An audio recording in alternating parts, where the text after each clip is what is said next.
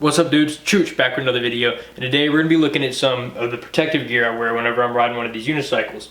I got my helmet here, some knee pads, everything like that, and a few unexpected things. But I really like to wear a full face motocross helmet, not like a mountain bike helmet or anything like that, but my main helmet that I like to wear, this is a Fox V4. They don't actually make this helmet anymore, but they have the V3, the V2, and the V1. And those basically, the V1 is just kind of your entry level one that's going to be your lowest price. Your V2 is going to be a little bit better. And then the V3 actually has like a magnetic visor on it. It has the MIPS system in it, which is basically, it protects your brain in the way that whenever you have a hard impact, it doesn't allow your head to move around in the helmet much. It basically is this advanced type gel they put in it. And that is really helpful. And these helmets, when you first start wearing a full-on motocross helmet, it's going to feel a little bit heavy to you, but you'll quickly get used to it.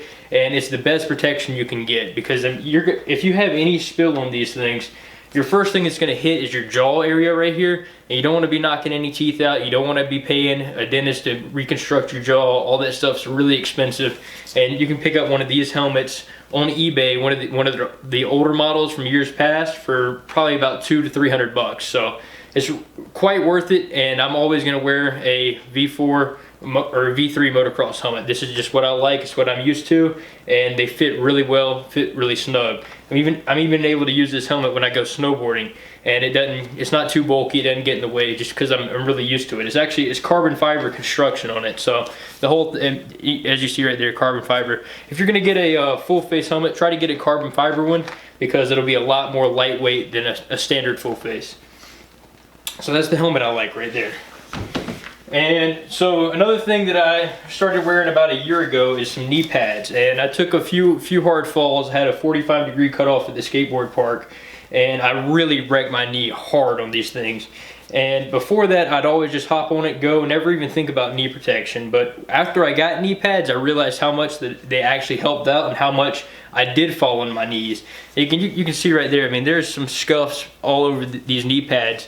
And really just doing anything, like I would just do, like try to ride backwards, try to do one-footed tricks and stuff like that, and you'll fall doing that. And the worst pain is when you tear, you'll tear your pants up, you'll get scrapes all over your knees, and the knee actually takes a long time to heal. And when I got my knee injuries on this thing, that was the longest. Hand injuries, they'll heal quick, all that stuff, but knee injuries, they really take a long time to heal fully, and the bruising in it just hurts so bad that whenever I leave the house now, I always wear knee pads on this thing, and you really can't go wrong with them. These are the 888 skateboarder knee pads right here, and they have different models of these, where it's basically they have a smaller cup that goes around your knee on here, and then they have this larger like skid pad style. And I really like the larger skid pad style. It covers your knee a lot more and has a really thick padding in this, so you can really take a knocker and it's not going to mess your knee up at all. These things work great.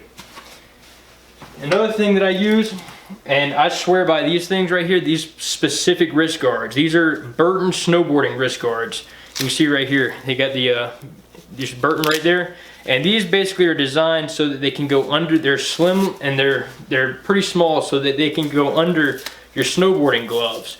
But I really like these for riding a unicycle. And you can see right there, they have these skid pads on the bottom right here. It's like a hard puck. So if you do fall, then you're protected right there on the palm of your hand, and it's not going to rip your gloves up either. So I put these over my gloves, and then my gloves of choice for riding, these are just the mechanics gloves. And you probably all have seen these before. You can get these pretty cheap on Amazon for about 24 bucks. And these are really good. They break in really well. So after you wear them a few times, they're gonna really form to your hand, and they have this special type of skin on them or whatever, where you can still use your iPhone. You can use your touchscreen iPhone. It works fine with these mechanics gloves.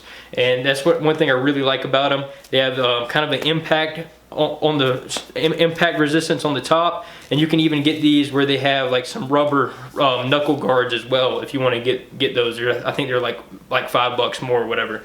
But these are great, and this is my second pair of mechanics gloves I've had for riding, and I will always ride with mechanics gloves. They work perfect. And then, so with the wrist guards, I usually wear these gloves under my wrist guards, and then if it's really cold outside, I'll wear my my big leather gloves over the top of these wrist guards. So you can really just cinch these bad boys down like that. And the thing I like about them is they offer a lot of protection, but they aren't like your standard skateboard wrist guards. You have a little bit of flex in there, but it's going to keep your wrist from breaking for sure. And like I've really crashed hard with these things before, and they've held up great. And these things have saved me from breaking a wrist. I mean, I can even tell, like on those hard impacts, especially whenever I ripped both of these open right here on the bottom. And if I wouldn't have had them on, I probably would have broken both wrists that day. So these things are great, and definitely, if you're not going to ride with any other protection, wear a helmet and wear wrist guards, because that's the main thing you need to have on a unicycle. And definitely wear gloves too, because you don't want to tear your hands up on the concrete. So that's what I rock right there. And then I got this kind of on a whim. I wanted something to be seen better. And ever since I got it, I've absolutely loved it. It's just a standard construction, like reflective vest. And you can pick these up on Amazon for pretty cheap. And the amount I'm seeing while wearing this as opposed to before I started wearing this is incredible. Like, I get so much more respect from drivers, because even if it's me driving and I see a cyclist wearing the reflective gear and going through the measures to be seen, I respect them a lot more. I know it sounds crazy, but if someone's trying to be seen, and as a driver it helps you see them, you know, and it's not like a challenge. If you're riding at night on one of these things in dark clothing and a driver can't see you that well, then they're not going to show respect towards you if they almost run you over or anything like that. But if you have this on, they'll keep distance, they'll stay away from you, and they'll really respect the fact that you're going through the measures to be seen and be safe. And also, another thing this really helps with is law enforcement. And when they see you on this thing and they see you wearing one of these reflective vests like this, they understand, hey, this guy's going through the measures to be safe, and it's not an idiot out riding one of these. So they'll stay off your back a lot more whenever you're wearing something like this. And I mean, I thought it looked quite goofy at first, you know, going around in a reflective vest everywhere, but it's something I don't leave the house without now. I really, really like it, and it's worth wearing even in the daytime. I absolutely love wearing a reflective vest. And another thing is, at nighttime, I'll actually put this on over the top of the reflective vest, and this is just for running. It's called a Tracer 360, and you turn this thing on, and it basically has different modes you can cycle through. And whenever you're in the dark, you can actually, this whole band lights up right here, and it flashes like crazy. You can set it on different modes, and this really, really helps you be seen. You put this over the top of it, and I'll kind of show you how it flashes. The whole band lights up right there. So I mean, this is incredible at nighttime. People really, really, really give you a lot of respect at nighttime riding with this, and it's really easy to see you because it stands out. I mean, it looks like you're a UFO coming down the road with this thing on. It really stands out and makes people wonder for a second. And in that time, they're trying to figure out what's going on. They say, oh, okay, I see that the guy's moving towards me. He's moving at a rate of speed towards me. And then they can judge if they need to stop, if they need to go, whatever, because of that. And it's really hard to tell without something like a reflective vest or something like this to determine the rate of speed you're moving at, because nobody really realizes how fast these unicycles can actually go. No one expects one of these things to go past 40 miles an hour. So having that visibility there so they can judge your speed and timing is really, really helpful. And that's the Tracer 360. I'll throw the link in the description for that. And another thing I like to have in my bag, I always keep like a everyday carry bag with me when I'm riding, sling bag or something. And I always carry one of these, and this is it's called a SAM splint. And you can just take this thing like this, and you can just fold it in the middle. And say if you're out and you do have an injury that would, I mean, you can break elbows, break arms, wrists, whatever it may be on this thing. And instead of having to pay for an ambulance, you know, ambulance rides are expensive nowadays, and you don't want to have to do all that. If it's something that you can fix up yourself and get yourself to emergency help or get yourself to a urgent care or something like that, then it's always better to do that. And this is basically, you just take this thing like this and you form it to your arm, and once it bends like this, it becomes hard, and it's like you can't bend it. I mean, it's like a solid piece right here. It's like you can't bend it.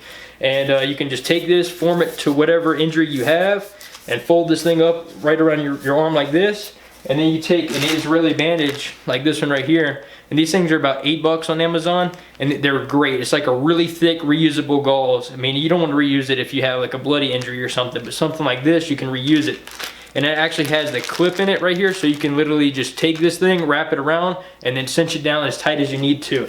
And if you had like a broken arm or something, you'd be able to wrap this around, and instead of it hurting like all hell trying to get home or whatever it may be, this will give you some support on your injury and let you get the help and get professionally taken care of. So this just gives you the time, and it's a good option to have, something I hope I never have to use, but if I need it, it's there. So that's a good thing to have. And that's basically it, guys. Oh, and another thing, this is something I picked up for trail riding right here. This is just a chest protector. It's just a hard chest protector for riding motorcycles. And this thing is, I don't wear this all the time, but if I'm gonna be riding trails where there's some jagged rocks sticking out and stuff like that, I always wear this under my reflective vest. And I even wear the reflective vest riding off-road and stuff so that cyclists can see me and everything like that. If there's people out hunting, then I'm visible. So that's another good thing about the reflective vest. But this right here is great. So if you hit something that knocks you forward on this thing and you go skidding on your chest, you have the protection there. And these things are pretty cheap. You can pick up one of these. They're called roost deflectors, and some of them are called chest protectors, some are called roost deflectors. And the main thing is, like, whenever you're riding a motorcycle, this is for the guy riding in front of you, so he doesn't throw up big rocks and stones and they hit you in the chest. So, but it's enough protection if you fall on concrete, if you fall on trailing or anything like that, to really ease the pain of a hard fall. So definitely, these things are great for off-roading. I'll throw the link in the description. This is it's a BILT, built chest protector. So that's pretty much everything I ride with right there. And whenever I'm riding on the street, I'll just throw on a leather vest, like, or a leather jacket over the top of everything, and then have the reflective vest over the top of the leather jacket. And the leather jacket just helps for, I mean, if I go skidding across the concrete, to protect the elbows, because I don't wear elbow guards. I mean, some people wear them and they're great, but I just find elbow guards to be the most obnoxious thing in the world. And I may regret not wearing them one day, but they just slide around, and by the time I'm done with a ride, the thing will be over here all the way on the other side of my arm, not even protecting my elbow. So that's one thing that I don't ride with, and I just hope that the leather jacket will ease some of the pain from an elbow slide or an arm road rash or anything like that. So that's pretty much it, guys. If y'all enjoyed the video, throw it a thumbs up, and I'll see you on the next one.